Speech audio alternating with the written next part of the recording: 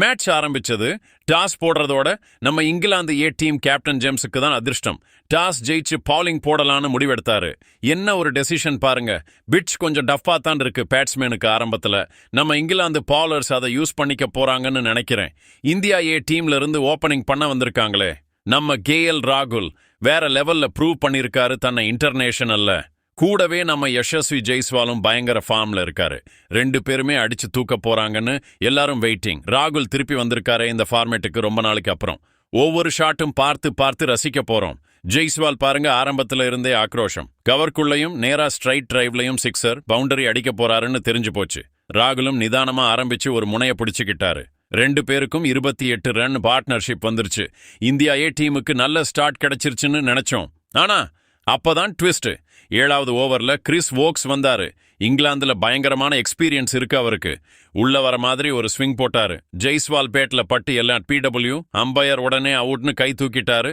26 பால்ல 17 ரன் அடிச்சாரு நம்ம ஜெய்ஸ்வால். 2 பவுண்டரியும் வேற லெவல். கொஞ்சம் சோகமா போயிட்டாரு. செட்டில் ஆகிட்டோம், பெரிய ஸ்கோர் அடிப்போம்னு நினைச்சவரு. அதுக்கப்புறம் கேப்டன் நம்ம அபிமன்யு ஈஸ்வரன் இறங்கினாரு.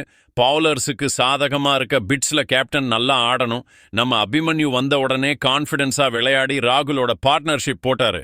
சூப்பரா ட்ரைவ் பண்ணாரு. ரன்னிங் பிட்வீன் தி விக்கெட்ஸும் நல்லா இருந்துச்சு. ஆனா அவர் கொஞ்ச நேரம் தான் தாக்கு பிடிச்சாரு. ஸ்கோர் 40 ரன் இருந்தப்போ வோக்ஸ் மறுபடியும் விக்கெட் எடுத்தாரு. அப்படியே ஸ்டெம்ப்ல போய் விழுந்துச்சு. ஈஸ்வரன் போல்டு 13 பால்ல 11 ரன் எடுத்து அவுட் ஆயிட்டாரு. 2 பவுண்டரி அடிச்சாரு. இந்தியா ஏ டீமுக்கு கொஞ்சம் கஷ்டமான டைம் இது. வேக வேகமா 2 விக்கெட் விழுந்ததால பிரஷர் ஏறிடுச்சு. நம்ம கேஎல் ராகுல் இன்னும் கிரீஸுக்குள்ள இருக்காரு. ரொம்ப அமைதியா அனுபவத்தோட விளையாடிட்டு இருக்காரு. அவரோட டெக்னிக், ஃபுட்வொர்க், ஷாட் செலக்ஷன் வேற லெவல். கூடவே நம்ம கருண் நாயர் வந்து சேர்ந்தாரு. போன மேட்ச்ல டபுள் செஞ்சுரி அடிச்சு எல்லாரையும் ஷாக் ஆக்கினாரே அவர்தான். நம்ம கருண் கிரீஸுக்கு வந்ததும் இங்கிலாந்து பாலர்ஸ் சீக்கிரம் அவுட் ஆக்கணும்னு பார்த்தாங்க. ஆனா நம்ம நாயர் ரொம்ப பொறுமையா புரிஞ்சுக்கிட்டு விளையாட ஆரம்பிச்சாரு. ஃபர்ஸ்ட் பால்ல விளையாடிட்டு டிஃபென்ஸ் பண்ணி அப்புறம் கொஞ்சம் கொஞ்சமா கையை திறக்க ஆரம்பிச்சாரு.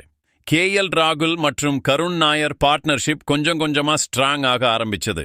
நம்ம ராகுல் தொடர்ந்து ரன் அடிச்சாரு. எப்போ டிரைவ், எப்போ ஃபுல், எப்போ லேட் கட்னு அடிச்சு எல்லாரையும் கைத்தட்ட வச்சிட்டாரு. அதே மாதிரி நம்ம கருண் நாயரும் அனுபவத்துல விளையாடி பவுலர்ஸ் டயர்ட் ஆக்க ஆரம்பிச்சிட்டாரு. இங்கிலாந்து ஏ டீம் பவுலர்ஸ் ட்ரை பண்ணியும் ராகுல் மற்றும் நாயர் ஜோடியை பிரிக்க முடியல. லஞ்ச் வரைக்கும் இந்தியா ஏ டீம் 2 விக்கெட் இழந்து 75 ரன் அடிச்சிருந்தாங்க. நம்ம ராகுல் அரை சதத்தை நெருங்கிட்டு இருந்தாரு. ஆரம்பத்துல விக்கெட் விழுந்தாலும் அதுக்கப்புறம் கேஎல் ராகுல் மற்றும் கருண் நாயர் டீம் ஸ்டெடியா வச்சிருந்தாங்க. லஞ்சுக்கு அப்புறம் பிளேயர்ஸ் திரும்பி வந்தப்போ சின்ன பிரஷர் இருந்துச்சு. ஆனா கண்டிப்பா இந்த பார்ட்னர்ஷிப் பெரிய ஸ்கோரா மாறும்னு எல்லாரும் எதிர்பார்த்துட்டு இருந்தாங்க. லஞ்ச் வரைக்கும் நம்ம ராகுல் செட்டில் ஆயிட்டாரு. முழு அனுபவத்திலையும் விளையாடிட்டு இருந்தாரு. அவரோட பாடி லாங்குவேஜ், ஷாட் செலக்ஷன் எல்லாம் வேற லெவல்ல இருந்துச்சு. அவர் இன்னைக்கு பெரிய இன்னிங்ஸ் ஆட போறாருன்னு தெரிஞ்சு போச்சு. கருண் நாயரும் லெஃப்ட் ஹேண்ட் சைட்ல நின்னுட்டு காலையில இருந்த கஷ்டமான சூழ்நிலையை தாண்டி வந்திருந்தாரு. சூப்பரா கான்ஃபிடென்ஸா விளையாடிட்டு இருந்தாரு. 2வது செஷன் ஸ்டார்ட் ஆன உடனே 2 பேருமே பொறுமையா விளையாட ஆரம்பிச்சாங்க. சிங்கிள்ஸ்க்கு அதிக முக்கியத்துவம் கொடுத்தாங்க. பால கரெக்டா பார்த்துட்டு பவுண்டரியும் அடிக்க ஆரம்பிச்சாங்க. 2 பேருக்கும் நல்ல ஒத்துழைப்பு இருந்துச்சு. ரன்னிங் பிட்வீன் தி விக்கெட்ஸ் ரொம்ப ஸ்மார்ட்டா இருந்தது. ஒவ்வொரு ரன்னுக்கும் கஷ்டப்பட்டு எடுக்கிறாங்க. 2 பெரிய பிளேயர்ஸும் டீமை கஷ்டத்திலிருந்து மீட்டு ஒரு பலமான நிலைக்கு கொண்டு போறாங்கன்னு புரிஞ்சுது. இந்த செஷன்ல எல்லாருக்கும் பிடிச்சது நம்ம ராகுல் ஆடுற கிளாசிக் பேட்டிங். மிட் ஆஃப்ல ஸ்ட்ரைட் டிரைவ், மிட் விக்கெட்ல பிளிக் ஷாட்னு ஒவ்வொரு ஷாட்டும் வேற லெவல்ல இருந்தது. ரொம்ப ஸ்மார்ட்டா பவுலர்ஸ் பார்த்து அவங்களுக்கு ஏத்த மாதிரி அட்டாக் பண்ணாரு. நம்ம கருண் நாயர் செஷன்ல ராகுலுக்கு நல்லா சப்போர்ட் பண்ணாரு. ஆஃப் சைட்ல அட்டகாசமா கவர் டிரைவ் அடிச்சாரு. பார்ட்னர்ஷிப் ஸ்கோர் கூட்டம் மட்டுமில்ல, இங்கிலாந்து ஏ டீம் பவுலர்ஸையும் பேக் ஃபுட்ல தள்ளிச்சு. எல்லாரும் எதிர்பார்த்த நேரம் வந்துருச்சு. கேஎல் ராகுல் அரை சதம் அடிச்சிட்டாரு. எல்லாரும் கைத்தட்டி சந்தோஷமா பாராட்டுனாங்க. இந்த 50 ரன் மட்டுமில்ல, போராட்டம், ஒழுக்கம் எல்லாம் இருந்தது. ஒரு டெஸ்ட் பேட்ஸ்மேனுக்கு தேவையானதெல்லாம் இருந்தது. ரொம்ப பொறுப்போட விளையாடி இருந்தாரு நம்ம ராகுல். எல்லாம் இந்தியாவுக்கு சாதகமா போயிட்டு இருக்கிறப்போ கிறிஸ் வோக்ஸ் மறுபடியும் வந்து விக்கெட் எடுத்தாரு. அவர் ஆல்ரெடி 2 விக்கெட் எடுத்திருக்காரு. இந்த தடவை கருண் நாயர் அவுட். வோக்ஸ் போட்ட ஒரு இன்ஸ்விங்கர் நம்ம கருண் பேட்ல பட்டு அம்பையர் கை தூக்கிட்டாரு. 71 பால்ல 40 ரன் அடிச்சு அவுட் ஆயிட்டாரு. 4 பவுண்டரி அடிச்சாரு. ராகுல் மற்றும் கருண் 86 ரன் பார்ட்னர்ஷிப் டீமுக்கு ரொம்ப யூஸ்ஃபுல்லா இருந்தது. அவங்க டீமை ஸ்டெடியா வச்சாங்க. பிரஷர் இல்லாம ஸ்கோர் 126 வரைக்கும் கொண்டு போனாங்க. 3வது விக்கெட் போனதும் இங்கிலாந்து டீம் கொஞ்சம் எனர்ஜி வந்து திரும்பி அட்டாக் பண்ண ஆரம்பிச்சாங்க. ஆனா இந்தியா டீம் பேட்டிங் நிக்கவே இல்ல.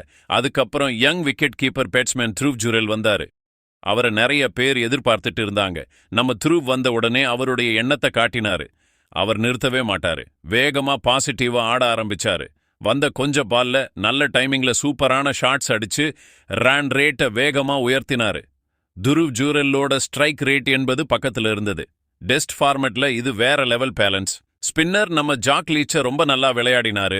ஃபாஸ்ட் பாலர்ஸும் பேக் ஃபுட்ல சூப்பரா விளையாடினாரு. ராகுல் மற்றும் த்ருவ் பார்ட்னர்ஷிப் வேகமா போச்சு. சேர்ந்து ரன் அடிக்க மட்டுமில்ல, இங்கிலாந்து டீம் பாலர்ஸ் பிரஷர் ஏத்துனாங்க.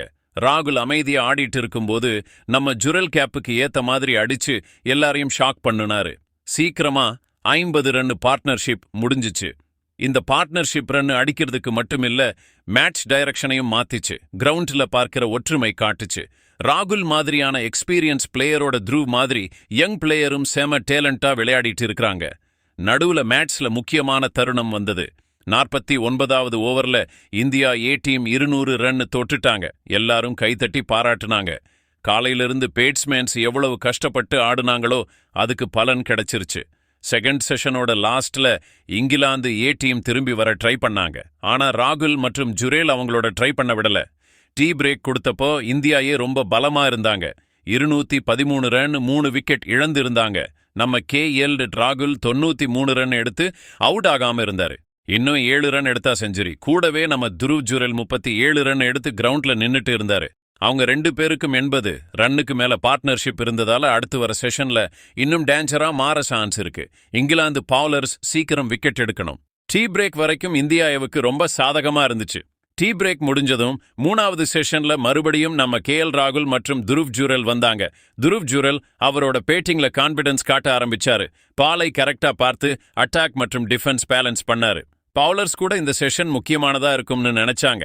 இந்த ஜோடி சீக்கிரம் பிரிஞ்சா இங்கிலாந்து மேட்ச்க்கு வர சான்ஸ் இருக்கு. இல்லாட்டி ராகுல் மற்றும் ஜுரெல் பெரிய ஸ்கோர் அடிக்க சான்ஸ் இருக்கு. நம்ம த்ருவ் ஜுரெல் 66 பால்ல பவுண்டரி அடிச்சு அரை சதம் அடிச்சாரு. அதுக்கு எல்லாரும் கைத்தட்டி பாராட்டுனாங்க. இந்த சீரீஸ்ல அவருக்கு தொடர்ந்து 3வது அரை சதம். இந்த யங் பிளேயர் ஃபியூச்சர் ஸ்டார் மட்டும் இல்ல, இப்போவே இந்தியா ஏவுக்காக ஒரு தூணா நிக்கிறார். அவரோட பேட்டிங்ல டெக்னிக் மட்டும் இல்ல, தைரியமும் புத்திசாலித்தனமும் இருந்துச்சு. பேக் ஃபுட்ல போய் கட் ஷாட் ஆடுறாரு, பிரண்ட் ஃபுட்ல டிரைவ் ஆடுறாரு. எல்லா ஆங்கிள் இருந்தும் பவுலர்ஸுக்கு ஆன்சர் பண்ணினாரு. இன்னொரு பக்கம் நம்ம ராகுல் கிளாசிக் ஸ்டைல்ல விளையாடிட்டு இருந்தாரு. அப்புறம் அந்த தருணம் வந்துச்சு. நம்ம இந்தியன் ஃபேன்ஸ் எல்லாரும் காத்துட்டு இருந்த தருணம். 151 பால்ல சூப்பரா விளையாடி நம்ம ராகுல் செஞ்சுரி அடிச்சிட்டாரு. இது அவரோட ஃபர்ஸ்ட் கிளாஸ் கரியர்ல 19வது செஞ்சுரி. ரொம்ப பொறுப்பா விளையாடி இருக்காரு. இந்த செஞ்சுரி நம்ம ராகுல் எவ்வளோ கஷ்டப்பட்டாரு, அவரோட ஃபிட்னஸ் எல்லாம் காட்டுச்சு. இவர் ஏன் இந்தியாவோட பெஸ்ட் பேட்ஸ்மேன்னு காட்டுச்சு. பவுலர்ஸ் கரெக்டா ரீட் பண்ணி சூழ்நிலைக்கு ஏத்த மாதிரி விளையாடினாரு நம்ம ராகுல். இந்தியா டீமுக்கு ரொம்ப பலமா இருந்தாரு. நம்ம ராகுல் மற்றும் ஜுரெல் பார்ட்னர்ஷிப் 100 ரன்னை தாண்டி போயிட்டு இருந்தது. இங்கிலாந்து டீமுக்கு எந்த ரிலீஃபும் கிடைக்காதுன்னு நினைச்சோம். ஆனா உடனே ஒரு சேஞ்ச் ஆச்சு. பவுலிங்குக்கு நம்ம ஜார்ஜ் ஹில் வந்து விக்கெட் எடுத்தாரு. நம்ம த்ருவ் ஜுரெல் 97 பால்ல 52 ரன் அடிச்சு அவுட் ஆயிட்டாரு. 7 பவுண்டரி அடிச்சாரு. ராகுல் கூட சேர்ந்து 121 ரன் பார்ட்னர்ஷிப் போட்டாரு. 247 ரன் இருந்தப்போ இந்தியாவுக்கு 4வது விக்கெட் போச்சு. ஆனா அந்த பார்ட்னர்ஷிப் முதல் நாள் ரொம்ப பலமா இருந்தது. அதுக்கப்புறம் நம்ம நிதிஷ்குமார் ரெட்டி பேட்டிங் ஆட வந்தாரு. டொமஸ்டிக் கிரிக்கெட்ல நல்லா விளையாடுவாரு அவரு. ஆனா விதி வேற மாதிரி எழுதி வச்சிருந்தது. ராகுல் அவர் சூப்பரா விளையாடிட்டு இருந்தாரு. 168 பால்ல 116 ரன் அடிச்சு அவுட் ஆயிட்டாரு. இந்த சூப்பரான இன்னிங்ஸ்ல 15 பவுண்டரி ஒரு சிக்ஸர் அடிச்சாரு. ஜார்ஜ் ஹில் மறுபடியும் விக்கெட் எடுத்தாரு. ராகுலையும் அவுட் ஆக்கிட்டாரு. ராகுல் அவுட் ஆனதும் இங்கிலாந்து கொஞ்சம் ரிலீஃப் ஆனாங்க. இப்போ ஸ்கோர் 252 ரன் 5 விக்கெட். டீம் ஸ்ட்ராங்கா தான் இருந்துச்சு. மறுபடியும் ஸ்டார்ட் பண்ற பொறுப்பு இருந்தது.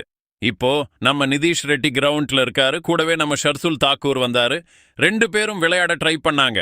சில ஷாட்ஸ் அடிச்சாங்க. நம்ம ஷர்துல் 34 பால்ல 3 பவுண்டரி அடிச்சு 11 ரன் எடுத்திருந்தாரு. அவர் அதிக நேரம் கிரவுண்ட்ல நிக்கல. 100 ரன் இருந்தப்போ நம்ம ஃபர்ஹான் அகமது போட்ட பால்ல ஷர்துல் மாட்டிட்டாரு. பால் அப்படியே பேட்ல பட்டு அம்பையர் எல்பிடபிள்யூ கொடுத்தாரு. அதுக்கப்புறம் தனுஷ் கோட்டியான் ஆடிட்டு இருக்காரு. அதே நேரத்துல நம்ம நிதீஷ் ரெட்டி ரன் எடுக்க ஆரம்பிச்சிட்டாரு. நம்ம நிதீஷ் ரெட்டி சூப்பரா 4 அடிச்சு ரன் அடிச்சாரு. கொஞ்சம் கொஞ்சமா இந்தியா ஏ டீம் 300 ரன் தாண்டி போச்சு. அது முக்கியமான ஸ்கோர். இங்கிலாந்து ஏ முதல்ல பவுலிங்க செலக்ட் பண்ணப்போ நம்ம திரும்பவும் ஏறும்னு எதிர்பார்த்த போது விக்கெட் விழுந்தது. 314 ரன் இருந்த போது டைம் ஹெய்ஸ் போட்ட பால்ல நிதீஷ் ரெட்டியோட ஸ்டெம்ப் பிச்சிட்டு போச்சு. நம்ம நிதீஷ் 57 பால்ல 34 ரன் அடிச்சு அவுட் ஆயிட்டாரு. நல்லா ஆடிட்டு இருந்தவர் அவுட் ஆயிட்டாரு. அதுக்கப்புறம் நம்ம ஆன்ஷுல் கம்போஸ் கிரவுண்டுக்கு வந்தாரு. அதுக்குள்ள வெளிச்சம் கம்மியா இருந்ததுனால அம்பையர்ஸ் முதல் நாள் மேட்சை முடிச்சிட்டாங்க. நம்ம இந்தியா ஏ டீம் 7 விக்கெட் இழந்து 311 ரன் அடிச்சிருந்தது. இதுல நம்ம KL ராகுல் செஞ்சுரி, துருவ் ஜூரல் பொறுமையா ஆடி 50 ரன் எடுத்து எல்லாருக்கும் ஒரு பலத்தை கொடுத்தாங்க. இங்கிலாந்து ஏ டீம்ல நம்ம ஜார்ஜ் ஹில் மற்றும் கிறிஸ் வோக்ஸ் விக்கெட் எடுக்க ட்ரை பண்ணாங்க. முதல் நாள்ல இந்தியா ஏவுக்கு நம்பிக்கை இருந்திருக்கும். இன்னும் நிறைய வேலை இருக்கிறதா அவங்களுக்கு தெரியும். நெக்ஸ்ட் டே எப்படி இருக்கும்? 400 தாண்ட போறாங்களா இல்ல இங்கிலாந்து பவுலர்ஸ் காலையில விக்கெட் எடுக்க போறாங்களா? கண்டிப்பா கமெண்ட்ல உங்க கருத்தை சொல்லுங்க.